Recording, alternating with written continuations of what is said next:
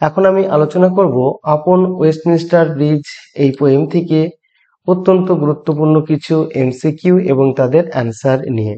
Class 11-এর যে সমস্ত ছাত্রছাত্রীরা ফার্স্ট সেমিস্টারে পরীক্ষা দেবে নতুন সিলেবাসে, তাদের জন্য এই ভিডিওটি অত্যন্ত গুরুত্বপূর্ণ হবে।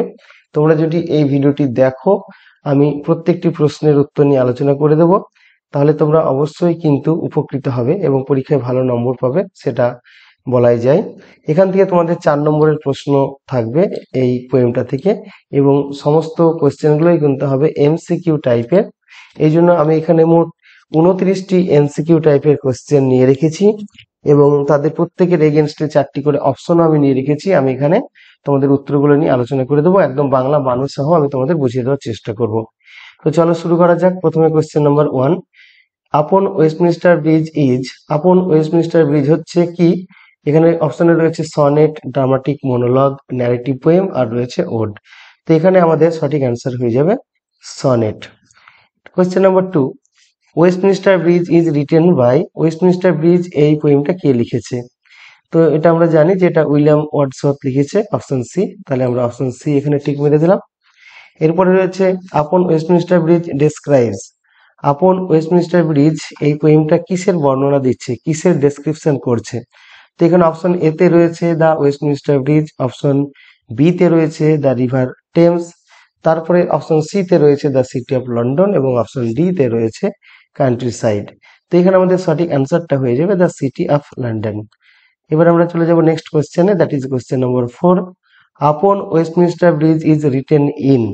আপন ওয়েস্টমিনস্টার ব্রিজ কবিতাটা কবে লেখা হয়েছিল? এটা তোমরা যখন পোয়েমটা পড়বে একদম প্রথমেই কিন্তু দেওয়া রয়েছে, দেখতে পাবে যে কম্পোজড আপন ওয়েস্টমিনস্টার ব্রিজ সেপ্টেম্বর 3, 1802, অর্থাৎ 1802 সালের 3রা সেপ্টেম্বর এটা লেখা হয়েছিল। এটা তোমরা একদম হেডিং এ দেখতে পাবে। তো এখানে আমাদের সঠিক অ্যান্সার হয়ে যাচ্ছে 1802।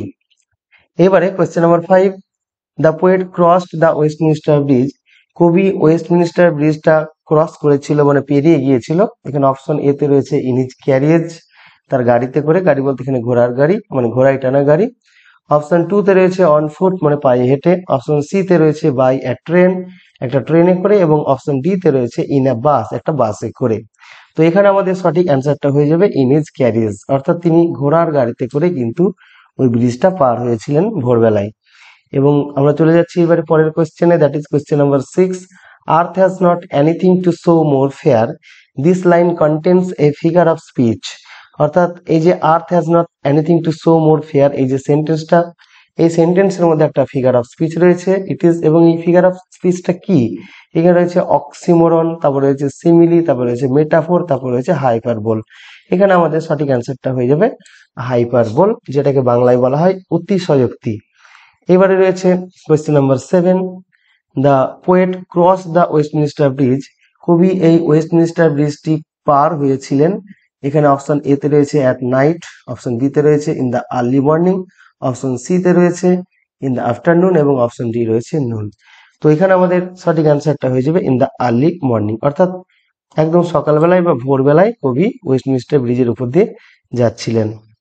এবারে next question, question number 8, the Westminster bridge is. Westminster ব্রিজটা অবস্থিত কোথায়? অবস্থিত এখানে অপশনে রয়েছে ইন লন্ডন, তারপর রয়েছে ফার অ্যাওয়ে ফ্রম লন্ডন, তারপর রয়েছে in France, in the country side of England. এখানে আমাদের সঠিক অ্যান্সারটা হয়ে যাবে ইন লন্ডন, অর্থাৎ লন্ডন শহরের পাশ দিয়ে বয়ে গেছে টেমস নদী, সেই টেমস নদীর উপরেই কিন্তু ওয়েস্টমিনস্টার ব্রিজটা রয়েছে। এইবারে কোয়েশ্চেন নাম্বার 9, দ্য পোয়েট কলস হিম ডাল অফ সোল হু। কবিতাকে মনের দিক থেকে নান্দনিকতা বোধহীন বলেছেন। হু মানে যিনি, যিনি কি করছেন না, তো does not cross the Westminster bridge, যিনি ওয়েস্টমিনস্টার ব্রিজ পাস কাটিয়ে যান না। তারপরে রয়েছে does not stand upon Westminster bridge, যিনি ওয়েস্টমিনস্টার ব্রিজের উপরে দাঁড়ান না। তারপরে হচ্ছে passes by without looking at the city of London, অর্থাৎ যিনি পাস কাটিয়ে চলে যান লন্ডন শহরটার দিকে না তাকিয়েই। এবং লাস্টে রয়েছে does not C the sunrise from the Westminster bridge, অর্থাৎ ওয়েস্টমিনস্টার ব্রিজের উপর থেকে সানরাইজ বা সূর্যোদয় দেখেন না। তো এখানে সঠিক অ্যান্সার আমাদের হয়ে যাবে অপশন সি, সেটা হচ্ছে পাসেস বাই, পাস কাটিয়ে চলে যায়, without looking at the city of London, যে এই লন্ডন শহরটার দিকে তাকায় না। কবি একসময় বলেছেন যে তিনি হবেন মনের দিক থেকে অত্যন্ত নান্দনিকতা বোধহীন ব্যক্তি, যিনি এত সুন্দর একটা দৃশ্য আহ না দেখে চলে যাবেন। তাহলে আমাদের সঠিক অ্যান্সার হয়ে গেল অপশন সি। এবার আমরা চলে যাব কোয়েশ্চেন নাম্বার 10-এ। This city now doth like a garment wear. এই শহরটি একটা পোশাকের মতো করে পড়েছে। এখানে দ্য গার্মেন্ট ইজ, এখানে গার্মেন্ট বলতে কাকে বোঝানো হয়েছে? তো আমরা যখন পোয়েমটা পড়েছি তখন জানতে পেরেছি এখানে the morning of the the beauty of the morning, অর্থাৎ সকালবেলার যে সৌন্দর্য সেটাকে কিন্তু এখানে গার্মেন্টের সঙ্গে বা পোশাকের সঙ্গে তুলনা করা হয়েছে। তাহলে এখানে সেই অনুযায়ী আমাদের সঠিক অ্যান্সারটা হয়ে যাবে option C, the beauty of the morning, অর্থাৎ সকালবেলার সৌন্দর্য সেটাই হচ্ছে গার্মেন্ট। এবারে রয়েছে question number 11। The rhyme scheme of the poem upon Westminster bridge is. Upon Westminster ব্রিজের যে রাইম স্কিম বা ছন্দ মিল সেটা কি রয়েছে? অর্থাৎ কবিতার শেষের প্রত্যেকটি লাইনের যে অক্ষর মিল সেখানে কি ধরনের রাইম স্কিম রয়েছে? তো এখানে আমাদের রাইম স্কিম যেটা সঠিক অ্যান্সার সেটা হবে অপশন এ, সেটা হলো A B B A, A B A, A B B A, CD CD CD. অর্থাৎ এই যে A B B A, A B B A, CD CD CD, এই যে রাইম স্কিম এটাই কিন্তু ফলো করা হয়েছে আপন ওয়েস্টমিনস্টার ব্রিজ কবিতাটিতে। এইবারে আমরা কোয়েশ্চেন নাম্বার 12 নিয়ে আলোচনা করছি। In upon Westminster Bridge, upon Westminster Bridge কবিতায় the beauty of the morning in London is compare to a. অর্থাৎ ওই ওয়েস্টমিনস্টার ব্রিজ কবিতায় যে লন্ডন শহরের যে সকালবেলার সৌন্দর্য সেটাকে কম্পেয়ার করা হয়েছে, তুলনা করা হয়েছে। কিসের সঙ্গে তুলনা করা হয়েছে? এখানে অপশন রয়েছে ড্রেস, পোশাকের সঙ্গে। অপশন বি তে রয়েছে অর্নামেন্ট, অলংকার বা গয়নার সঙ্গে। অপশন সি তে রয়েছে হাউস এবং অপশন ডি তে রয়েছে লাইট। তো এখানে আমাদের অ্যান্সারটা হয়ে যাবে ড্রেস, অর্থাৎ লন্ডন শহরের সকালবেলার যে সৌন্দর্য, দ্য বিউটি অফ মর্নিং, সেটাকে কম্পেয়ার করা হয়েছে গার্মেন্ট বা ড্রেসের সঙ্গে। এবারে question number 13। The poet sees London as, কবি লন্ডন শহরটাকে দেখেন অ্যাজ হিসাবে, কি হিসাবে দেখেন? এখানে আমাদের সঠিক অ্যান্সারটা হয়ে যাবে পার্ট অফ নেচার, অর্থাৎ লন্ডন শহরটাকে কবি আর অন্য কিছু নয়, প্রকৃতির একটা অংশ হিসাবে কিন্তু এখানে তিনি লক্ষ্য করেছেন। এবারে নেক্সট কোয়েশ্চেনে আমরা চলে যাব। এখানে আমাদের কোয়েশ্চেনটাতে বলছে যে the poet enhances London by using, অর্থাৎ কবি লন্ডনটাকে এনহ্যান্স করেছেন, অর্থাৎ লন্ডন শহরের যে সৌন্দর্য সেটাকে আরো বাড়িয়ে দিয়েছেন বাই ইউজিং, ব্যবহার করিয়া। কি ব্যবহার করেছেন? অর্থাৎ মানে শহরের সৌন্দর্যটাকে বাড়িয়ে তোলার জন্য তিনি কি ব্যবহার করেছেন? এখানে অপশন রয়েছে details in architecture, option B তে রয়েছে reference to royalty, option C তে রয়েছে পিপল অফ দ্য সিটি এবং অপশন ডি তে রয়েছে সুপারলেটিভস। তো আমরা পোয়েমটা যখন পড়ি তখন আমরা জানতে পেরেছি যে এখানে অনেকগুলো টাওয়ার, ডোমস, টেম্পলস, থিয়েটার এইসবের উল্লেখ করা হয়েছে, অর্থাৎ সেগুলো হচ্ছে সব আর্ট মানে আর্কিটেকচার। তো এখানে আমাদের সঠিক অ্যান্সারটা হয়ে যাবে ডিটেলস ইন আর্কিটেকচার। এখানে আর্কিটেকচারের ডিটেলস দিয়ে বা বর্ণনা দিয়ে বা পুঙ্খানুপুঙ্খ ভাবে আর্কিটেকচার গুলোকে তুলে ধরে কিন্তু কবি এখানে লন্ডন শহরের যে সৌন্দর্য সেটাকে আরো বাড়িয়ে তুলেছেন। তাহলে আমাদের সঠিক অ্যান্সার হয়ে গেল ডিটেলস ইন আর্কিটেকচার। এবারে আমরা চলে যাব নেক্সট কোয়েশ্চেনে, that is question number 15। London is seen, লন্ডনটাকে দেখা হয়, কখন দেখা হয়? ইন দ্য মর্নিং লাইট, তারপরে রয়েছে at twilight, at noon, at midnight. এখানে আমাদের সঠিক অ্যান্সারটা হয়ে যাবে ইন দ্য মর্নিং লাইট, অর্থাৎ সকালবেলায় কবি কিন্তু লন্ডন শহরটাকে ওয়েস্টমিনস্টার ব্রিজের ওপর থেকে দেখেছিলেন। এবার আমরা চলে যাচ্ছি নেক্সট কোয়েশ্চেনে, that is question number 16। William Wordsworth compose this poem upon Westminster Bridge while going to. William Wordsworth এই কবিতাটি, অর্থাৎ যার নাম হচ্ছে আপন ওয়েস্টমিনস্টার ব্রিজ, এটাকে তিনি কম্পোজ করেছিলেন মানে লিখেছিলেন হোয়াইল গোয়িং টু, যাওয়ার সময়। কোথায় যাওয়ার সময়? এটা হচ্ছে অ্যান্সার হয়ে যাবে আমাদের ফ্রান্স। তিনি লন্ডন থেকে ফ্রান্স যাচ্ছিলেন ঘোড়ার গাড়িতে করে ওই ওয়েস্টমিনস্টার ব্রিজের ওপর দিয়ে, অত্যন্ত ভোরবেলায় বা একদম সকালবেলায়, এবং সেই ব্রিজের উপর থেকে লন্ডন শহরের সৌন্দর্য দেখে তিনি মুগ্ধ হয়েছিলেন এবং এই কবিতাটি লিখেছিলেন। তো এখানে তিনি যাচ্ছিলেন ফ্রান্সে, আমাদের অ্যান্সার হয়ে গেল। এবার আমরা নেক্সট কোয়েশ্চেন নিয়ে আলোচনা করছি। The sight in its majesty is, এখানে যে দৃশ্যটার কথা বলা হয়েছে সেটা তার নিজের ম্যাজেস্টিতে বা নিজের মহিমায় কেমন, সেটা অ্যান্সার হয়ে যাবে টাচিং। এবার আমরা চলে যাব নেক্সট কোয়েশ্চেনে, that is question number 18। Never did, তারপরে রয়েছে ড্যাশ মোর বিউটিফুলি স্টিফ। তো এখানে আমরা পোয়েমটা যদি পড়ে থাকি তাহলে আমরা বুঝতে পারবো এখানে সান হবে অ্যান্সার, অর্থাৎ সূর্য কখনোই আরো বেশি সুন্দরভাবে প্লাবিত করতে পারেনি, এই হচ্ছে সেন্টেন্সটির মানে। তো এখানে আমাদের সঠিক অ্যান্সার হয়ে গেল সান। এবারে রয়েছে কি দেখো, question number 19। In the poem upon Westminster Bridge, upon Westminster Bridge কবিতাটিতে the word steep means, steep কথাটির অর্থ কি? এখানে রয়েছে স্ট্রেট, তারপর রয়েছে টু স্ট্রাইক, তারপর রয়েছে টু স্ট্যান্ড, টু কভার। এখানে আমাদের সঠিক অ্যান্সার হয়ে যাবে টু কভার, অর্থাৎ ঢেকে ফেলা বা আচ্ছন্ন করে ফেলা। এবারে রয়েছে next question, the calmness of the early morning stands in the sharp contrast to the, অর্থাৎ the calmness of the early morning, সকালবেলার বা ভোরবেলার যে একটা কামনেস বা শান্ত ভাব বা একটা প্রশান্তিময় ভাব, সেটা কি stands in sharp contrast to the, সেটা হচ্ছে একদম চরম বিরোধী। কিসের বিরোধী? অর্থাৎ সকালবেলার যে সৌন্দর্য বা কামনেস সেটা কিসের বিরোধী, মানে কিসের উল্টোটা? তার জন্য আমাদের এখানে চারটি অপশন রয়েছে। প্রথমে রয়েছে vibrant city during the day, অর্থাৎ দিনের বেলায় শহরের ব্যস্ততা। তারপরে রয়েছে কামনেস অফ দ্য ডাস্ক, গোধূলি বেলায় শান্ততা মানে শান্ত অবস্থা। তারপর রয়েছে নয়েজ অ্যাট নাইট, রাত্রিবেলায় নয়েজ বা শব্দ। আর রয়েছে সিটি অ্যাট রেস্ট, অর্থাৎ বিশ্রামরত শহর। তো এখানে আমাদের সঠিক যে অ্যান্সার সেটা হয়ে যাবে vibrant city during the day, অর্থাৎ সকালবেলার যে একদম কামনেস তার উল্টো হচ্ছে দিনের বেলার ব্যস্ততা। সেই জন্য আমাদের অ্যান্সার হয়ে গেল অপশন এ। এবারে আমরা আলোচনা করব কোয়েশ্চেন নাম্বার 21 নিয়ে।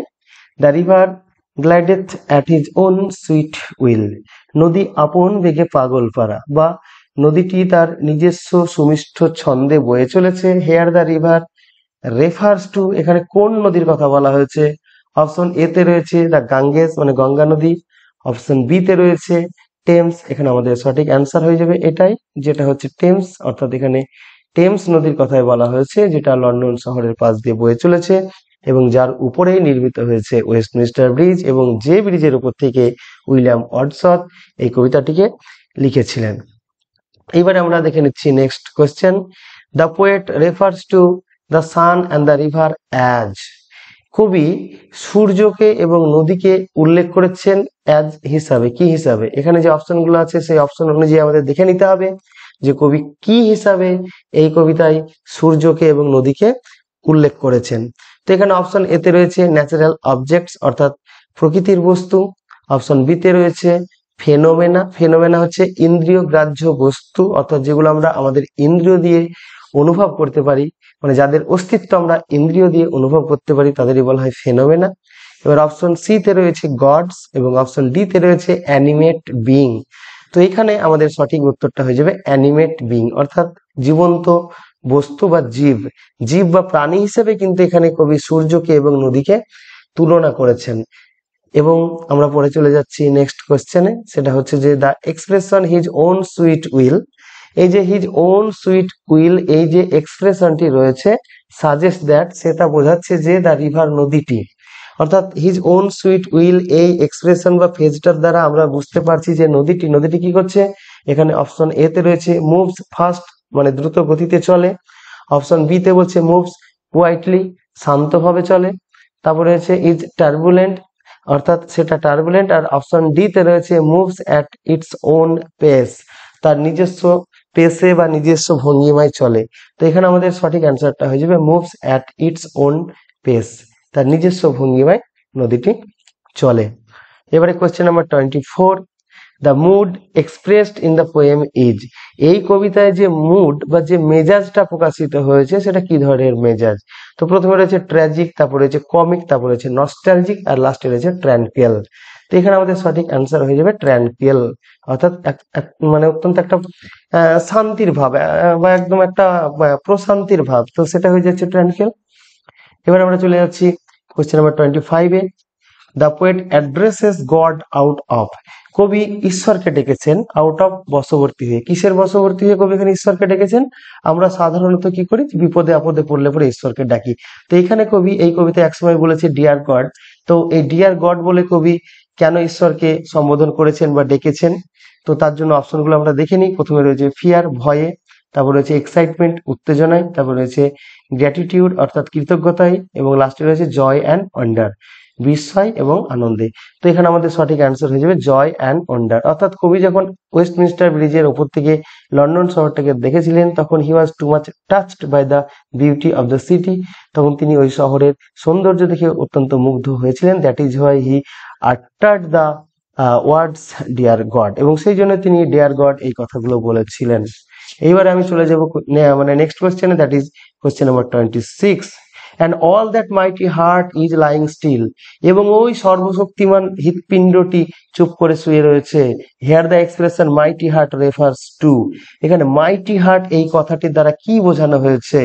তো এখানে আমাদের সঠিক অ্যান্সার হবে ভাইটালিটি অফ দ্য সিটি, এটাই হবে আমাদের সঠিক অ্যান্সার। অর্থাৎ এখানে লন্ডন শহরটাকে বলা হয়েছে সর্বশক্তিমান হৃৎপিণ্ড, অর্থাৎ ইংল্যান্ড একটা দেশ, সেই দেশটাকে যদি আমরা একটা শরীর বা বডির সঙ্গে তুলনা করি, তাহলে লন্ডন হচ্ছে তার হৃৎপিণ্ড। যেমন আমাদের মানব শরীরের হৃৎপিণ্ড একটা অত্যন্ত গুরুত্বপূর্ণ অঙ্গ, সেখান থেকে আমাদের সারা শরীরে রক্ত প্রবাহিত হয় এবং রক্তের মাধ্যমে কিন্তু আমাদের কোষে কোষে অক্সিজেন এবং পুষ্টি পৌঁছে যায়। ঠিক একই রকম ভাবে ওই লন্ডন শহরটা হচ্ছে ইংল্যান্ডের একটা হৃৎপিণ্ডের মতো, সেই জন্য এখানে আমাদের সঠিক অ্যান্সারটা হয়ে যাবে ভাইটালিটি অফ দ্য সিটি। এবারে question number 27। Wordsworth enjoys the beauty of the city of London by standing on, Wordsworth London শহরের যে বিউটি বা সৌন্দর্য সেটাকে এনজয় করেন কোথায় থেকে?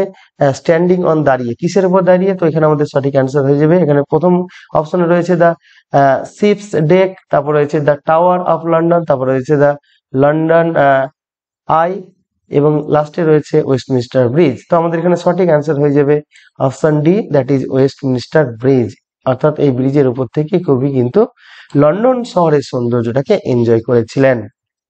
এবারে রয়েছে question number 28।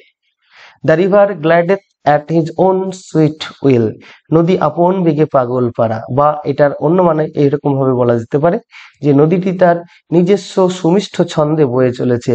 This is an example of, এটা একটা উদাহরণ। এটা কিসের উদাহরণ? এই যে সেন্টেন্সটায় বলা হলো the river glideth at his own sweet will, নদী আপন বেগে পাগল পারা, এটা কিসের উদাহরণ? তো এখানে রয়েছে অপশন অক্সিমোরন রয়েছে, প্যারাডক্স রয়েছে, পার্সনিফিকেশন রয়েছে এবং অ্যালিটারেশন রয়েছে। তো এখানে আমাদের সঠিক অ্যান্সার হয়ে যাবে পার্সনিফিকেশন, অর্থাৎ এখানে ব্যক্তিত্ব আরোপ করা হয়েছে। গ্লাইড করা অর্থাৎ হরকে হরকে চলা, এটা একটা জীবের কাজ, কিন্তু একটা নির্জীব বস্তু নদীর উপরে সেই ধর্মটাকে চাপানো হয়েছে, তাই এটা হয়ে যাবে পার্সনিফিকেশন, যার বাংলা হচ্ছে ব্যক্তিত্ব, মানে ব্যক্তিত্ব আরোপ করা। তো এই পার্সনিফিকেশন অলংকার বা পার্সনিফিকেশন ফিগারের স্পিচ আমরা কখন উল্লেখ করি না, তো যখন কোনো অচেতন বস্তুর উপরে কোনো চেতন বস্তুর ধর্ম আরোপ করা হয়, তখন সেখানে পার্সনিফিকেশন বা যেটাকে বলা হয় ব্যক্তিত্ব আরোপ, সেই ঘটনা ঘটে থাকে। তো এখানে সেটা ঘটেছে, তাই আমরা অ্যান্সার করে দিলাম পার্সনিফিকেশন। এবার আমরা আজকের মতো লাস্ট কোশ্চেন নিয়ে আলোচনা করছি, এরপরে আরো কোশ্চেন আসবে এবং তোমাদের সিলেবাসে যে সমস্ত টপিক গুলো আছে প্রত্যেকটার আলোচনা আসবে, তোমরা সেগুলো দেখতে থাকবে। তো দেখে নাও নেক্সট কোশ্চেনটি। Wordsworth uses exclamation in upon Westminster Bridge, অর্থাৎ ওয়ার্ডসওয়ার্থ আপন ওয়েস্টমিনিস্টার ব্রিজ কবিতায় এক্সক্লেমেশন ব্যবহার করেছেন, অর্থাৎ তিনি বিস্ময় প্রকাশ করেছেন, মানে অবাক হয়েছেন। তো কি করতে? তো এখানে তার জন্য অপশন রয়েছে 4টি। টু এক্সপ্রেস হিজ সরো, তার দুঃখ প্রকাশ করতে। অপশন বি তে বলছে to express his intense joy and wonder, তার প্রচন্ড জয় এবং ওন্ডারকে প্রকাশ করার জন্য। তারপরে রয়েছে to express his bewildered condition, এবং লাস্টে রয়েছে to express his romantic feeling. তো এখানে আমাদের সঠিক অ্যান্সারটা হয়ে যাবে অপশন বি। এই অপশন বি তে বলছে to express his intense joy and wonder. তো এটাই হলো আমাদের সঠিক অ্যান্সার। এটুকু ছিল এই ভিডিওটির আলোচনা, আবারও ফিরে আসছি অন্য কোনো ভিডিও নিয়ে। বাই।